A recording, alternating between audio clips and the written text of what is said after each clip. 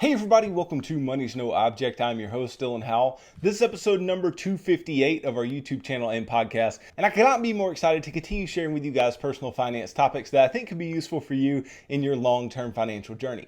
Today, we are going to be talking about this whole idea of personal finance and this whole plan, right? This whole financial action plan that I've put together for you guys. And we're going to talk about the fact that, a lot of people don't think that personal finance is easy.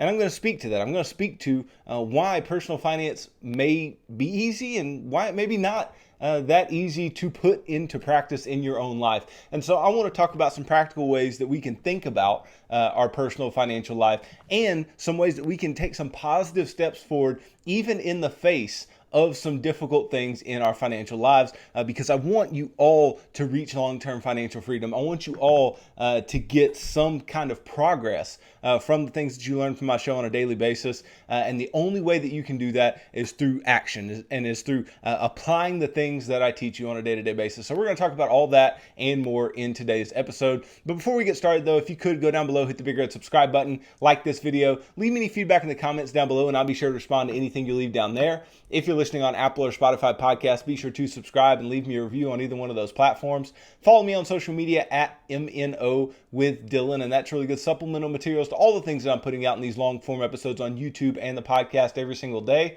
And then if you need somebody to help you to build a financial plan and keep you accountable to that plan over the long term, then I can do that. Just DM me on any of the major social media sites and tell me that you are interested in financial coaching sessions, and you and I can begin working together, building financial goals that are specific to you and your family's financial life, and then pushing towards those goals and the ultimate goal of long-term financial freedom. So is dealing with your money easy? Well, I would say that it's kind of a two-part answer, right? I think in theory, dealing with your money is very simple. I think it's very simple to know the right things to do, right? Just like with anything else, right? It's very easy to know what to do. For instance, if you look at a recipe, let's say you're cooking something and you have a recipe and you can read through the recipe. And I've done this before. You read through the recipe and you look and you're like, okay, this looks simple enough. This looks like something that's pretty easy to do. But then you actually get into the process of doing it, and the things that you do, right, the behaviors that you have while you are trying to replicate whatever this recipe says you should be doing, if you do something wrong, it can set you back. And if you do something out of order, it can set you back. And if you do something that's not even on the page, then it can really mess up everything that you're trying to do within that recipe. And I think personal finance is very much the same. I think that you can listen to me talk about the financial action plan. I think you can listen to me talk about, saving money and emergency funds and getting out of debt and investing for your future and all these different things. I think you can listen to those and go, well, obviously, those are the right things to do. Okay, those are the things that we should be doing. We should be saving for emergencies. We should be getting out of debt. We should be investing. We should be paying off our home. We should be giving, saving, and spending, right? We should be maintaining some financial balance. But then you actually get into life and you actually get into the action portion. And the question becomes, where do I start? What do I do? How do I take this plan and make it applicable to my own life? Because it sounds like a really good plan. It sounds like it works because it does. It does actually work if you work through the financial action plan. The problem is that everybody's a little different. Everybody has some different circumstances. Everybody has some different places that they are in their financial life. And it may be easier for some to start a plan than others, right? It may be easier for some people to start at some baseline and work through a plan like the financial action plan than it may be for others. And so I want to give a little grace and I want to give a little understanding today of the fact that it is not easy to make your behaviors match the theory. And it's not easy to make your behaviors match the plan, right? I think that we can do it, right? You can make your behaviors match a plan. You can change your behaviors, okay? But if you fail to change your behaviors, especially with your personal finances, then you're not going to make headway. Just knowing the right thing to do is not enough, right? You have to apply. You have to apply what you know. You have to apply what you know is right. You have to apply a plan that works to your financial life. And if you fail to do that, then you're not going to make any headway. You're not going to get to where you need to get to. Okay, you might have to sacrifice. I would go as far to say you will have to sacrifice in some way, shape, or form in your financial life. You have to sacrifice. You have to be self-disciplined. You have to make changes. You have to be willing to make changes. And a lot of people aren't willing to even change in their financial life. Okay, Dave Ramsey talks all the time, and you know, I've talked about Dave Ramsey to you guys before. Dave Ramsey talks about personal finance being only 20% head knowledge, only 20% what you know. And then the other 80% is actually behaviors. It's actually what you do. It's actually what you put into play. And I couldn't agree with this more, because there are so many people who know the right things to do, but they cannot make themselves do the right things over a sustained period of time. And that's unfortunate, because doing the right things for a sustained period of time will lead to long-term financial freedom. Okay, so what I want to talk to you guys about, I want to talk to you about why it may be difficult to apply a financial plan, even though you know what to do, right? Why may it be difficult to do something that you see, that you think that would work, that you may even see other people do that works, but you can't make yourself do it. Okay, so we'll talk about several reasons why this may be the case. First and foremost, life is unpredictable. The set of circumstances that you live under are going to be different than the set of circumstances that anybody else lives under to perfection, right? Everybody may have some similar things in their life, some common ground that they can all stand on, but life is not going to look the same for everybody. Not everybody's going to have the same education, the same upbringing, the same opportunities, the same money that they started with. They're not going to have the same tragedy that occurs in their life. I've said this many times, that there's no way you can control the amount of tragedy that occurs in your life. And unfortunately, tragedy can be costly, right? It can be costly for things to go awry in your life that you cannot control. Okay, but the key here, even though life is unpredictable, okay, the key is that we want to be able to control the predictable things and control what we can control. Because when we try to step outside the bounds of what we can control, then finance begins to look all daunting, right? It begins to look all difficult and like it's not possible to be done, right? But if we can just stick to what we can control, then these unpredictable things in life, even though they may occur, we won't be down on ourselves when they do occur, right? Sometimes you just have to chalk it up to bad luck. Sometimes you just have to chalk it up to something happen, and you just try to survive. You try to get by no matter what may occur. Now, there are many, many things in our lives that we may see as unpredictable that are far more predictable than we may think. Okay, and this is the problem mentally that a lot of us have. A lot of us think that certain things are unpredictable that are not. Okay, so for instance, I tell all of you guys that you should save up money in an emergency fund. And the reason that I say this is because life is unpredictable, because emergencies occur. Okay, but what would be an emergency that should be covered by an emergency fund? Well, an emergency that may happen, let's say your car's transmission goes out, right? That is a costly fix, right? That's a costly thing in your financial life. But if you have 4 to 6 months of household expenses in an emergency fund, you should be able to cover such a thing occurring. Okay, and you may say, well, how in the world is that predictable?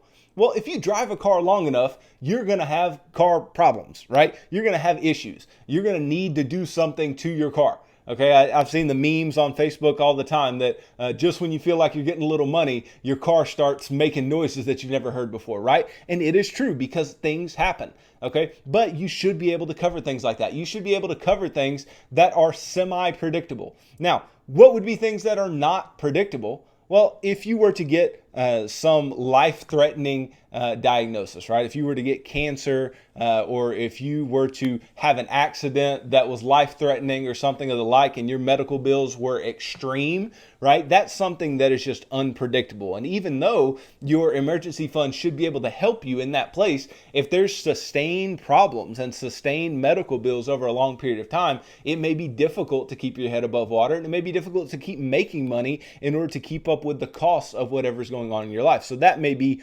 truly unpredictable, right? There are a lot of things that can change. There are a lot of things that can change in a very, very fast way, but we just have to be able to control what we can. We have to be ready for the predictable things. Predictable things are things that you can look at and say, with a reasonable amount of certainty, this is going to occur, right? With a reasonable amount of certainty, we are going to need to invest money for our future, because on average, we're going to live into our 70s, right? And if you live into your 70s, you don't want to be working the entire time, right? So you need to invest money for your future, right? It is reasonable to think that emergencies are going to occur and your car is going to break down. And it's reasonable to think that at some point somebody in your family is going to break a bone, or you're going to have another baby, or whatever, right? These are relatively predictable things that can occur, right? And in understanding that these things are predictable, we need to be ready for them. And so we do need to have emergency savings ready for that. But I do understand that life is unpredictable. And this should not be a reason, though,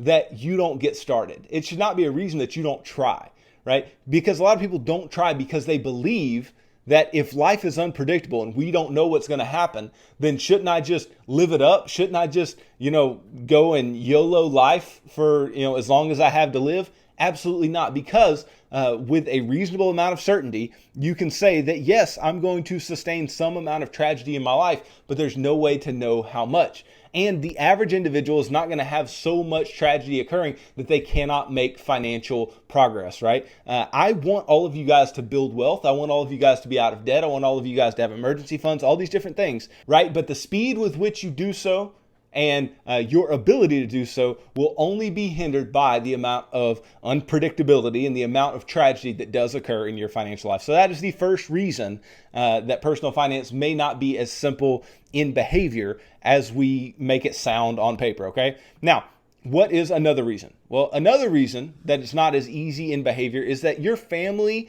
shapes your money values, for better or for worse. So I think we all can relate to this. I think we all know that a lot of what we thought about money and a lot of what we think about money came from wherever we came from. Now, a lot of people can learn more after they leave their parents' house and after they are away from their family for some time and they're not constantly under the influence of your family's financial decisions. Okay, you can change your financial mind.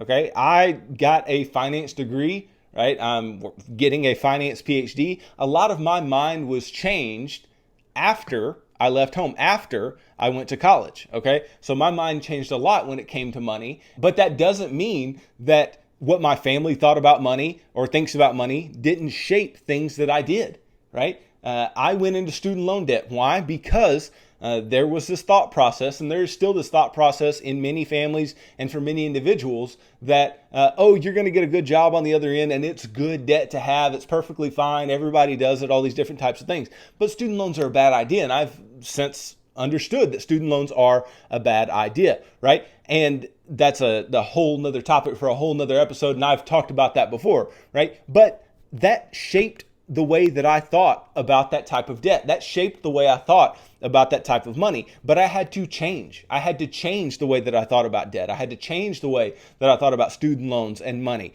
right? But our families have such a profound impact on our lives. They have such a profound impact on what we decide to do. They have a profound impact on our thought process of whether or not we believe we can actually make financial progress. And if your family never invested, or if they never, put money away for their future, or they didn't put a premium on learning about stocks and bonds and learning about, saving and learning about getting out of debt and all these different types of things. If you didn't learn any of that, and then you just had to pick it up later, it may have just been happenstance that you ran across a YouTube channel like this or a podcast like this, right? It may have just been happenstance, and it may not have been something that you actually seeked out because you never thought that it was a big deal. You never thought that it was a problem, because we look at our parents, we look at our families, and we think of that as the normal standard. We think of that as the thing that we will just, lay the foundation of what we believe with our families as we move forward. And unless we have some paradigm shift, unless we have some change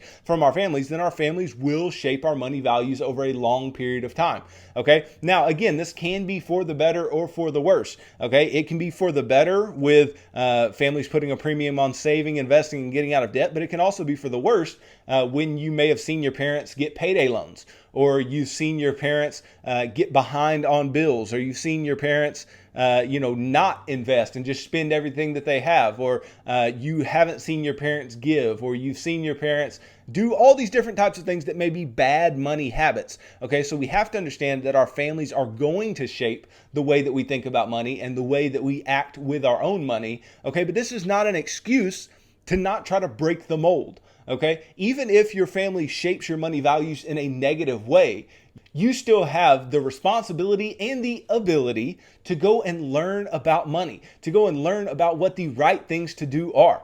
Okay, just because you've been taught the wrong things doesn't mean that you should just stick with the wrong things. You should seek out what is best, seek out what is wise, and seek out what is going to work best for you over the long term. So even though our families shape our money values in a very real way, that does not mean that they have to, impact our behaviors over a long period of time. But the sad fact is that they can. And I mean, for those who have had families that shape their money values in a good way, then bravo. Fantastic, right? Maybe your family has done some very good things when it comes to money and teaching you about it. And maybe that serves you well, but don't fall away from that, right? Stick to that pattern of behavior, even if it may seem like something that's monotonous and something that has just been a part of your life, your entire life. And maybe you want to change. Do not change from good habits. Good habits will get you home. Okay, so our families do shape our values and they shape the way that we behave with money. Now, what is another reason that our behaviors may not match up with the theory when it comes to personal finance? Well, people want different things. Okay, some people don't want to be out of debt. I don't know why. Some people don't want to be out of debt, and some people don't want to put away a large portion of the money that they make.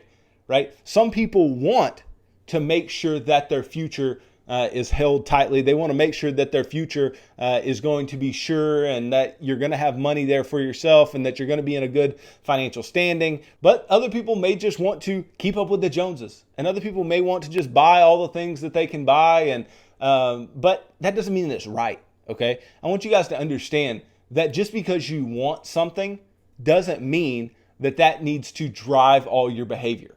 Okay, I understand that, because I would love to go out and buy the newest, nicest car, truck, SUV, whatever, right? I would love to go buy the most house that I could afford. And I would like to go out and buy all these fancy, expensive things and run up credit card debt in order to have all the stuff that I could have, right? We would love to have all the stuff that we could have as quickly as we could have it.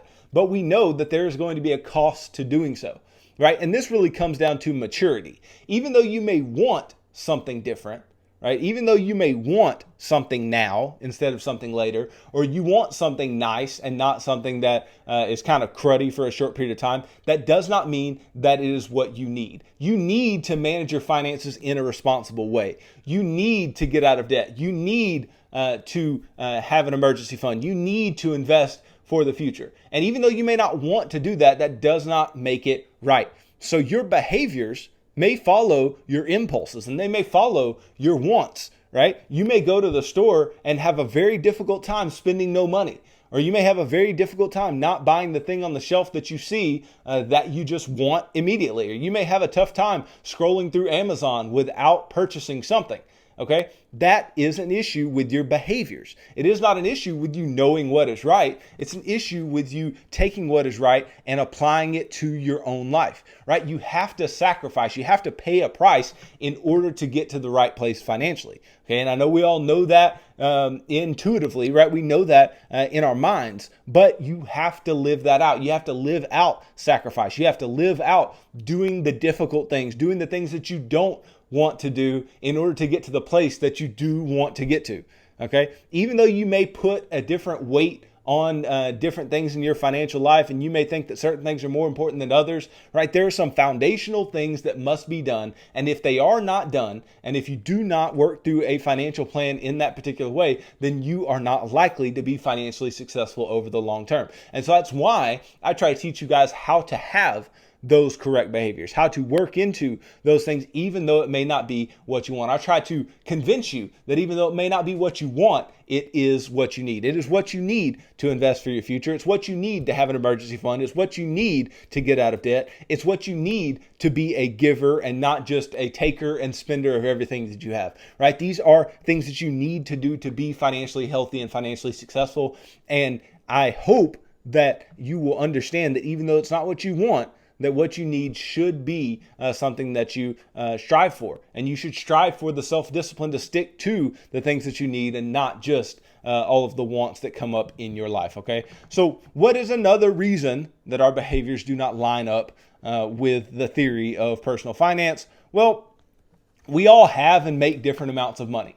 And this is completely true, right? We all make different amounts of money. We all have different amounts of money in the bank. We all have a different starting line, right? We all may start in a different place. Some people, they have their college paid for, and then they get out of college or they get married and their parents write them a check from an account that they had for them, and they give them a really good start, or maybe, pay for a down payment on a home for them or whatever, right? They have that really good head start. And then some people, they maybe don't even go to college, but let's say they went to college, but then they're deeply in debt and they get out and their parents don't help them out any, and they don't have a lot of money or they don't have anything in the bank, right? And so they have different starting points. But again, just because what you have is different from what someone else has, or just because you come from a different background than somebody else comes from, doesn't mean that you can't try. Doesn't mean that you can't make the concerted effort to build something worth building, right? Because you can,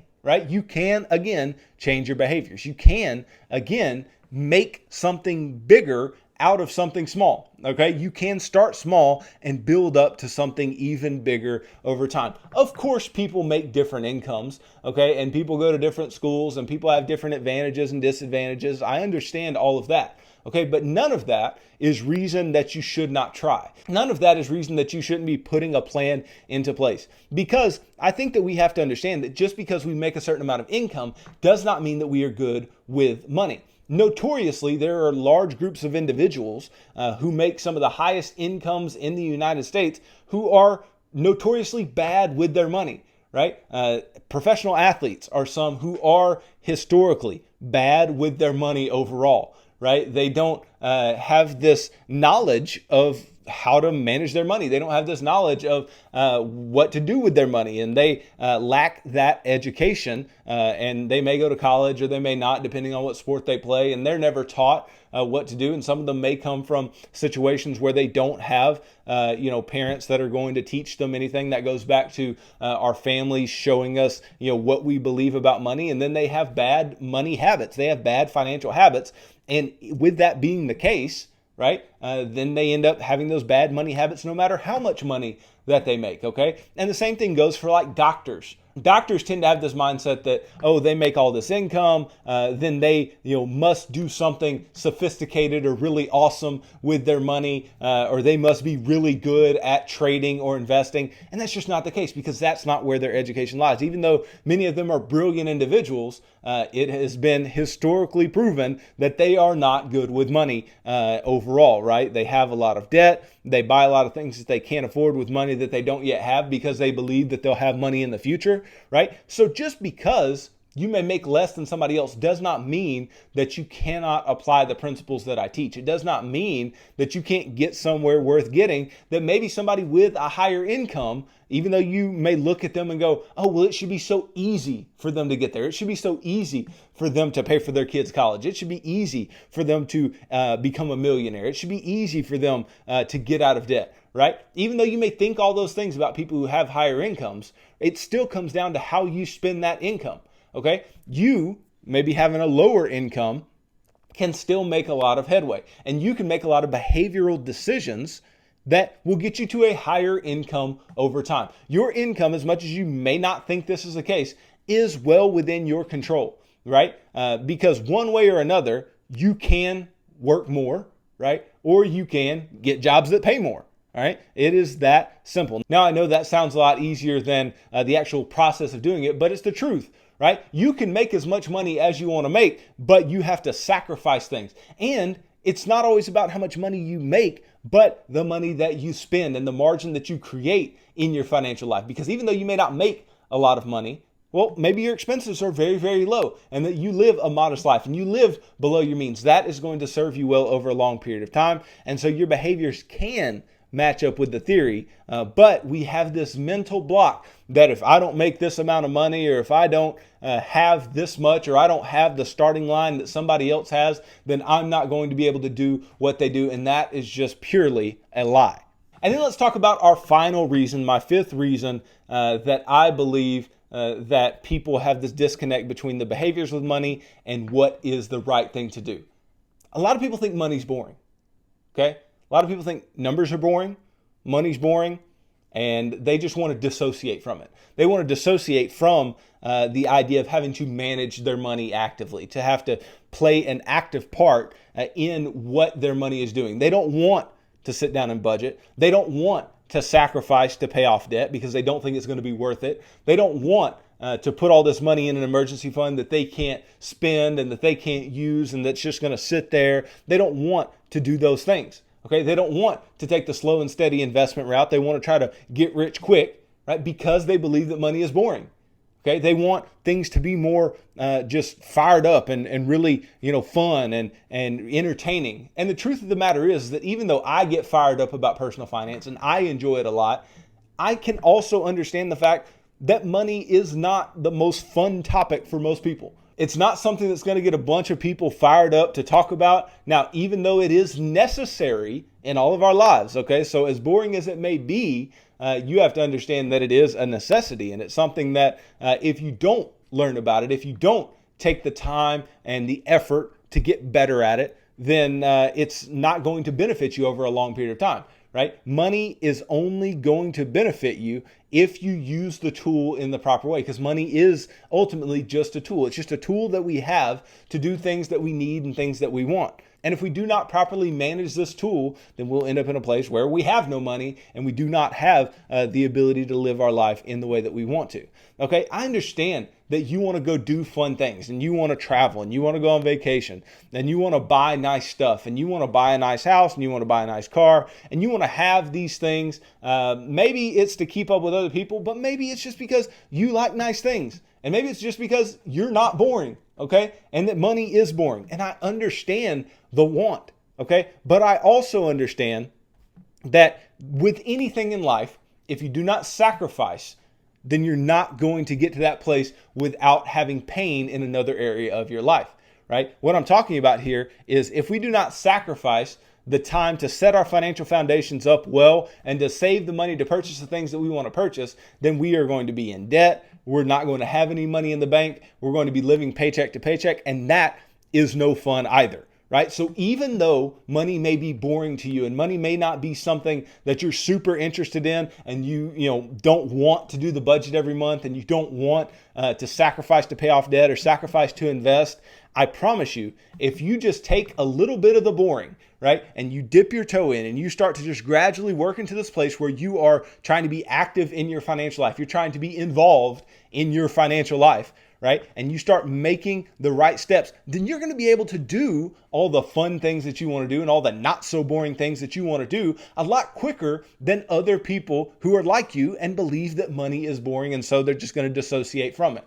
Look, the worst thing that we can do is become apathetic about money. Okay, we have to be active. We have to be willing to step into this uncomfortable place where we look our financial situation in the eyes, especially if it is a bad financial situation, and we say, look, we are going to do something about it. We are going to build a set of behaviors that are going to be beneficial to us over a long period of time. And if you fail to do that, right? If you fail to look your financial situation in the eyes and you fail to change your behaviors, if your behaviors have been bad, then you're never going to get to where you want to get financially. It's going to take a lot of pain. It's going to take a lot of struggle for you to maybe even figure out that even though money is boring, you need to pay attention to it, because otherwise, over the long term, you are not going to get to where you want to be financially. So hopefully, talking about these different reasons that our behaviors don't match up with the theory financially and why we may not be so interested in changing our financial lives. And then understanding my point of view with the fact that it doesn't have to be this way and you don't have to think in these ways. Hopefully this can motivate you to do something in your financial life. Hopefully this motivates you to act and become active in your financial life and actually do things that are going to further you towards long-term financial freedom. And maybe this even, makes you want to check out the videos that I have on the financial action plan, because that will be the step-by-step process that will get you to where you want to be financially over the long term. So make sure to check those out. So thanks for watching this video. If you could go down below, hit the big red subscribe button, like this video, leave me any feedback in the comments down below, and I'll be sure to respond to anything you leave down there. If you're listening on Apple or Spotify podcast, be sure to subscribe and leave me a review on either one of those platforms. Follow me on social media at MNO with Dylan, and that's really good supplemental materials to all the things that I'm putting out in these long form episodes on YouTube and the podcast every single day. And then if you need somebody to help you to build a financial plan and keep you accountable to that plan over the long term, then I can do that. Just DM me on any of the major social media sites and tell me that you are interested in financial coaching, and you and I can begin working together, building financial goals for you and your family, and pushing towards attaining those goals and pushing you towards the attaining of long-term financial freedom, which is what I hope for everybody who watches or listens to this show on a day-to-day basis. So tune in tomorrow as I continue talking about personal finance topics that I think can be useful for you in your long-term financial journey. So thanks for tuning into this episode of Money's No Object. I'm your host, Dylan Howell. God bless.